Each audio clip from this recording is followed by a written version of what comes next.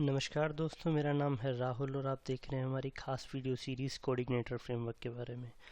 और दोस्तों, जैसा कि हमारे पिछले वीडियो में हम लोगों ने देखा था कि कस्टम हेल्पर्स जो हमारी रिक्वायरमेंट है फंक्शंस की, और वो बिल्ट इन हमें फ्रेमवर्क में कोऑर्डिनेटर में नहीं मिलती हैं, तो उनको कैसे बनाते हैं दोस्तों। लेकिन ये भी हो सकता है कि कभी जो उसका बिल्ट इन हेल्पर का फंक्शन है वो आपको ओवरराइड करना है। मान लीजिए कि अरे का जो हेल्पर है, इसमें अरे हेल्पर है, उसमें एक रैंडम फंक्शन है रैंडम नाम से, और वो जिस तरह से आपको एक रैंडम की निकाल के देता है, आप चाहते हैं कि इस तरह से नहीं दे, किसी और लॉजिक पे काम करे।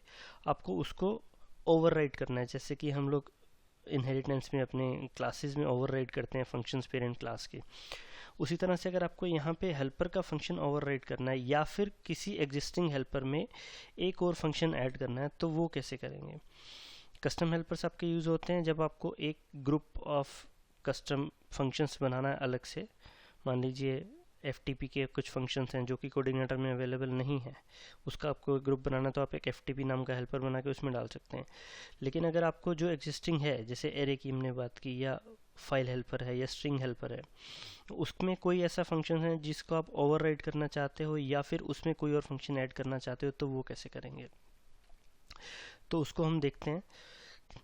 आपको उसके लिए भी इसी फोल्डर में, ये हेल्पर का जो फोल्डर है हमारा एप्लीकेशन फोल्डर के अंदर, इसी फोल्डर के अंदर आपको एक नई फाइल बनानी है और उसको सेव करना है। और उसका जो नाम देना है आपने यहाँ पे, उसका आप उस नाम से सेव करेंगे। मान लीजिए अरे अंडरस्कोर हेल्पर डॉट PHP, लेकिन इसके नाम में पहले आप लगाएंगे माई अंडरस्कोर।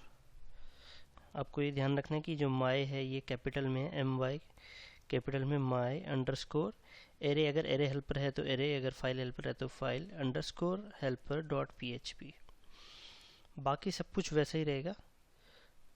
अब आप इसमें कोई भी फंक्शन ऐड कर सकते हैं या फिर ओवरराइड कर सकते हैं।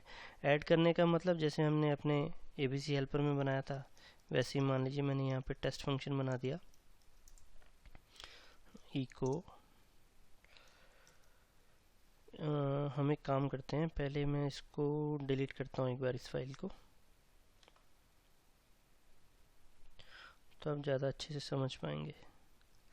मान लीजिए ये हमने हेल्पर ABC लोड नहीं कराया, एरे हेल्पर लोड कराया, और फिर हम यहाँ पे टेस्ट फंक्शन कॉल करते हैं, तो हमारे पास एरर आएगी, call to undefined function test,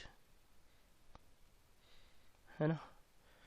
अब ये क्यों आ रही है, क्योंकि हमने एरे हेल्पर लोड कराया, और एरे हेल्पर जो बिल्ट इन है कोऑर्डिनेटर का, उसमें टेस्ट नाम का कोई फंक्शन नहीं है। तो आप ऐसा कर सकते हैं कि ये जो एरे हेल्पर है उसके अंदर टेस्ट नाम का फंक्शन भी हो। उसके लिए आपको ये फाइल बनानी पड़ेगी जो कि हम कर रहे थे अभी। इस फाइल को मैं फिर से सेव कर देता हूँ कि माई अंडरस्कोर अरे अंडरस्कोर हेल्पर। अब जो यहाँ पे ये फंक्शन कॉल हो रहा है टेस्ट, ये फंक्शन कॉल होगा अरे हेल्पर का, जो कि हम यहाँ पे डिफाइन करेंगे, test function from array helper.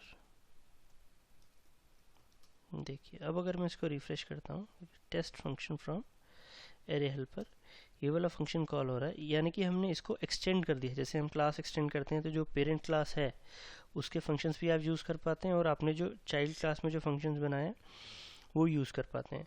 इसी तरह से एरे हेल्पर के, हालांकि ये क्लासेस नहीं है, लेकिन ये कोऑर्डिनेटर की फंक्शनलिटी इस तरह से बनाई है उन्होंने कि अगर सेम नाम का की फाइल आप यहाँ पे माई अंडरस्कोर के साथ बना देते हो एप्लीकेशन हेल्पर्स के अंदर, तो वो वाले फंक्शन भी आप यूज़ कर पाओगे उस हेल्पर में, और जो आपने यहाँ पे डिफाइन किए हैं वो भी यूज़ कर पाओगे। इसी तरह से आप ओवरराइड भी कर सकते हैं। जैसे हम उसमें ओवरराइड करते हैं कि पेरेंट क्लास में एक फंक्शन डिफाइन किया हुआ है, उसी नाम से अगर आप चाइल्ड क्लास में डिफाइन कर देते हो तो वो जो फंक्शनलिटी है वो चाइल्ड क्लास वाली यूज़ हो जाती है। इसी तरह से यहाँ पे भी अगर आप कोई फंक्शन बना देते हो जो कि ऑलरेडी उस हेल्पर में बना हुआ है, कोर जो बिल्ट इन बना हुआ है, और उसको आप उसी नाम से यहाँ पे फिर से डिफाइन कर देते हो, तो वो ओवरराइड हो जाएगा। इसका एग्जांपल हम देख लेते हैं। जैसे मान लीजिए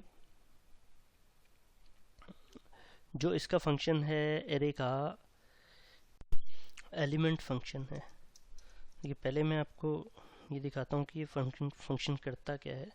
ये एलिमेंट बेसिकली क्या है दोस्तों, मान लीजिए एक एरे है आपके पास जिसमें कुछ एक वैल्यूज़ हैं, ए बी सी की वैल्यू पेयर्स हैं, एक्स वाई जेड।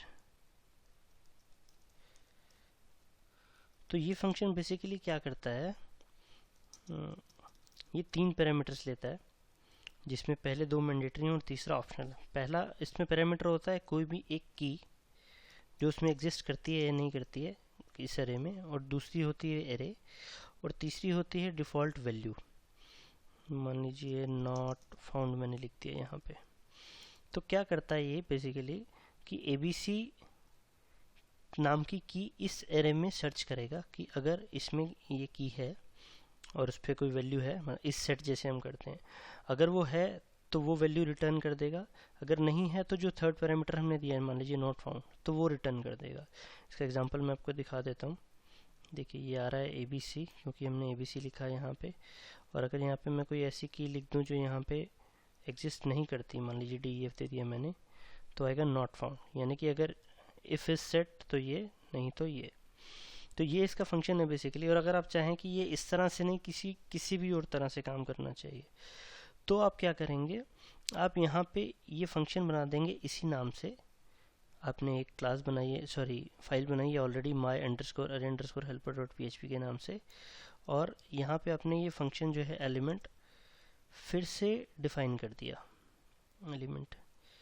अब मैं कुछ नहीं करूँगा, बेसिकली यहाँ पे सिर्फ ये फंक्शन डिफाइन करूँगा, और यहाँ पे आपको इको करके दिखा देता हूँ, एलिमेंट फंक्शन ओवर रिडन, बस इतना ही बहुत है। अब ये जो मैं यहाँ पे कुछ भी चेंज नहीं करने वाला हूँ जहाँ पे हमने फंक्शन कॉल किया है, लेकिन हम यहाँ रिफ्रेश करेंगे तो देखिए एलिमेंट फंक्शन ओवर रिडन, यानी कि अब वो फंक्शन कॉल नहीं हो रहा है एलिमेंट जो एरे हेल्पर में बिल्ट इन था, अब वो कॉल हो रहा है जो आपने यहाँ पे बनाया था अपनी कस्टम फाइल में। तो ये तरीका होता है दोस्तों, जो हमारे एग्जिस्टिंग फंक्शनैलिटी है, हेल्पर्स हैं, उसके साथ कुछ नए हेल्पर अपने फंक्शन ऐड करने का, या फिर उनकी फंक्शनैलिटी ओवरराइड करने का। तो मैं उम्मीद करता हूँ आप ये चीज़ अच्छे से समझ पाए होंगे। अगर आपकी कोई भी क्वेरीज हैं तो प्लीज़ कमेंट में छोड़िए, और अगर आपको वीडियो पसंद आया तो इसे आप लाइक ज़रूर कीजिए, और हमारे नए वीडियोस के लिए आप सब्सक्राइब कर सकते हैं हमारे यूट्यूब चैनल पे। मिलते हैं हमारे नेक्स्ट वीडियो में, तब तक के लिए बाय बाय, नमस्कार।